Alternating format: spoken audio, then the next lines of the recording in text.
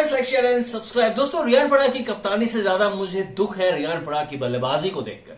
2024 में जैसा उनका सीजन रहा था, सबको यही एक्सपेक्टेशन है उनसे कि अब वो एक मैच्योर बल्लेबाज हो गए हैं और मिडिल ऑर्डर में राजस्थान रॉयल्स के लिए बहुत ही ऐसी पारी खेलेंगे जिससे टीम के लिए फायदा होगा। लेकिन रियान पराग ने टीम के बारे में नहीं सोचा। क्लियरली मैं आपको बता दूं, एक तो नंबर 3 पे उन्हें नहीं खिलाना चाहिए था। हाँ, इतना ज्यादा टारगेट सनराइज हैदराबाद ने बोर्ड पे लगा दिया था। 286 रनों का स्कोर था बोर्ड पे, 287 जीतने के लिए चाहिए था राजस्थान को। तो शुरू में फायर पावर जरूर चाहिए था, इसलिए हो सकता है रियान पराग को प्रमोट करके वो खुद ही अपने आप को प्रमोट किए होंगे कि कैप्टन है नंबर 4 से नंबर 3 पे। लेकिन जिस तरह का शॉट उन्होंने खेला और जो शॉट खेलकर आउट हुए, मुझे लगता है कि उनसे बेटर बैट्समैन राजस्थान रॉयल्स में अभी ध्रुव जुड़ेल है। ध्रुव जुड़ेल का पिछला कुछ सीजन बहुत ही कंसिस्टेंट रहा है अगर आप देखेंगे, और मुझे लगता है कि ध्रुव जुड़ेल को ना लीडरशिप रोल को में देना चाहिए। संजू सैमसन पहले 3 मैच के लिए कप्तान नहीं होंगे। कप्तानी में जरूर रियान पराग टेस्ट होने वाले हैं, लेकिन बल्लेबाजी जो उनकी मुख्य भूमिका होने वाली है लेटर ऑफ द सीजन में, उसमें उनको योगदान देना होगा। और बड़े मैचों में बड़ा प्लेयर ही खेलता है और रियान पराग एक बड़े प्लेयर है। रियान पराग ने जैसे दिखाया है 2024 में खेलकर बल्लेबाजी में, मुझे लगता था कि इस साल भी वैसा ही कुछ परफॉर्मेंस देखने को मिलेगा। लेकिन अपने पहले मैच में ही गैर जिम्मेदाराना शॉट खेलकर वो आउट हो गए। अगर हो सकता था कि अगर वो 20 ओवर खेलने का टारगेट लेकर जाते, आक्रामक बल्लेबाजी जरूर करते हैं वो, और अपनी आक्रामक शैली से ढंग का शॉट खेलकर 20 ओवर तक बल्लेबाजी करते, तो हो सकता था कि ये रिकॉर्ड चेज हो सकता था। संजू सैमसन लगातार अच्छी बल्लेबाजी कर रहे थे, उसके बाद ध्रुव जुड़ेल आए और ध्रुव जुड़ेल ने भी लगातार रन जो है वो बटोरे हैं। ध्रुव जुड़ेल की अगर बात करें तो 35 गेंदों में 70 रनों की पारी, जो कि आम बात नहीं है सनराइज हैदराबाद जैसे गेंदबाजी यूनिट के आगे, जहां पैट कमिंस, मोहम्मद शमी, दो जो है वो फ्रंटलाइन पेसर वर्ल्ड क्रिकेट में जिनका नाम है, उसके अगेंस्ट ध्रुव जुड़ेल की ये बल्लेबाजी निखर गया है। इसके अलावा संजू सैमसन ने भी 37 गेंदों में 66 रनों की पारी खेली। लेकिन रियान पराग से कल एक बहुत बड़ी पारी की उम्मीद थी। 2 गेंदों में 4 रन बनाकर आउट हो गए। एक चौका जरूर उन्होंने लगाया, लेकिन दूसरी गेंद पर एक गैर जिम्मेदाराना शॉट खेलकर आउट हो गए। बतौर कप्तान उन्हें एक कप्तानी पारी खेलनी चाहिए थी, और कप्तानी पारी खेलकर हो सकता था कि वो राजस्थान की टीम को एक ऐसी जीत दिला जो आईपीएल के इतिहास में कोई नहीं भूल सकता था।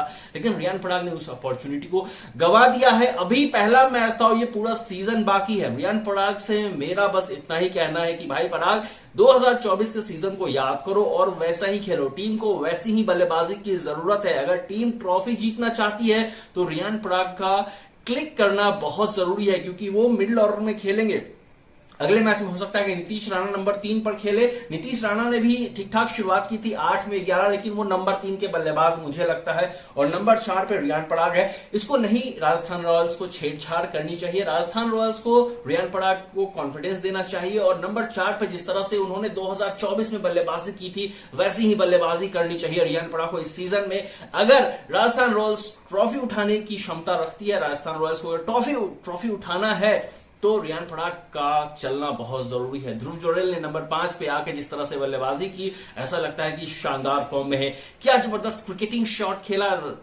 ध्रुव जुड़ेल की इतनी बात तो नहीं होती है, रियान पराग को थोड़ा ज्यादा हाईलाइट किया जाता है। लेकिन मुझे लगता है कि अब समय आ गया है कि रियान पराग के साथ साथ ध्रुव जुड़ेल का भी नाम इतना ही लिया जाना चाहिए। शिमरन हेटमायर ने भी 23 गेंदों में 42 रनों की पारी खेली। तो सिर्फ अगर रियान पराग चल जाते कल के मैच में, तो हो सकता था ये रिकॉर्ड जीत राजस्थान रॉयल्स की हो सकती थी। लेकिन रियान पराग नहीं चले, रियान पराग फ्लॉप साबित हुए और अपनी कप्तानी में भी काफी क्लूलेस दिखाई दिए सनराइजर्स के बल्लेबाजों के अगेंस्ट। हालांकि एसआरएच की जो बल्लेबाजी लाइनअप है उसके अगेंस्ट कोई भी कप्तान क्लूलेस नजर आ सकता है। लेकिन मुझे लगता है कि अगर थोड़ा क्लेवरली बॉलिंग वो चेंज कर रहे होते, तुषार देशपांडे को थोड़ा पहले लेकर आते, संदीप शर्मा को थोड़ा पहले लेकर आते, 10 ओवर के बाद ये गेंदबाज बॉलिंग करने आए, जो कि इनके मेन बॉलर हैं और टी20 में विकेट लेने की क्षमता रखते हैं, तो मुझे लगता है कि राजस्थान रॉयल्स जो है वो इतना कम रनों के अंदर ही इस एसआरएच को स्ट्रिक्ट कर सकता था।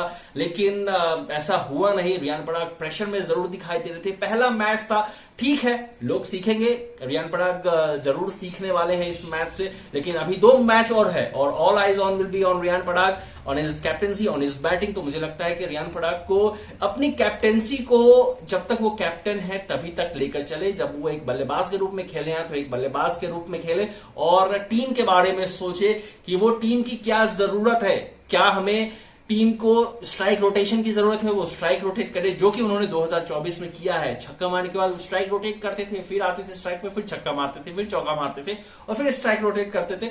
लेकिन इस सीजन के पहले मैच में ऐसा नहीं दिखा, चौका मार के उनके स्ट्राइक रोटेट करना था। संजू सैमसन बेहतरीन फॉर्म में दिखाई दे रहे थे, संजू सैमसन स्ट्राइक ले सकते, थोड़ा टाइम देकर अगर खेलते तो पावर प्ले में हो सकता था कि जिस तरह से सनराइजर्स की टीम ने 7 ओवर में ही 100 रन पूरे कर दिए थे, आप 7 ओवर में आप 100 नहीं, 7 में कम से कम 90 भी लेकर चले जाते रियान पराग टीम के स्कोर को, तो हो सकता था कि ये रिकॉर्ड चेज जो था वो पॉसिबल हो सकता था। लेकिन रियान पराग के आउट होने के बाद ज्यादा उम्मीदें बची नहीं थी, लेकिन फिर ध्रुव जुड़ेल और संजू ने जिस तरह से बल्लेबाजी की, मुझे लग रहा था कि हो सकता था कि ये लोग चेस के लिए जा रहे हैं, लेकिन रन जो है वो काफी ज्यादा था। 286 रन का टारगेट, 287 रन का टारगेट आसान नहीं होता है दोस्तों, जब जिस तरह की गेंदबाजी है पैट कमिंस और मोहम्मद शमी जैसे गेंदबाज वर्ल्ड क्रिकेट में जिनका बड़ा नाम है एज ए बॉलर के रूप में, तो उनके खिलाफ चेस करना, तो बस रियान पराग को बस यही करना है कि जिस तरह से 2024 में उन्होंने बल्लेबाजी की थी और ऑरेंज कैप की रेस में लगातार बने हुए थे, टॉप 5 बैट्समैन की सूची में शामिल हुए थे, एक बार फिर से उन्हें वैसा ही बल्लेबाजी करना है। क्या आप भी इस बात से इस बात से अगर आप भी रियान पराग की बल्लेबाजी से अगर आप भी नाखुश है और मेरी बात को अगर आप भी समझते हैं तो कमेंट में जरूर बताइएगा कि रियान पराग की बल्लेबाजी देखकर आपको कैसा लगा और कप्तानी में क्या कुछ उन्हें बदलाव करनी चाहिए, कमेंट में जरूर बताइए। लाइक शेयर एंड सब्सक्राइब करना मत भूलिएगा।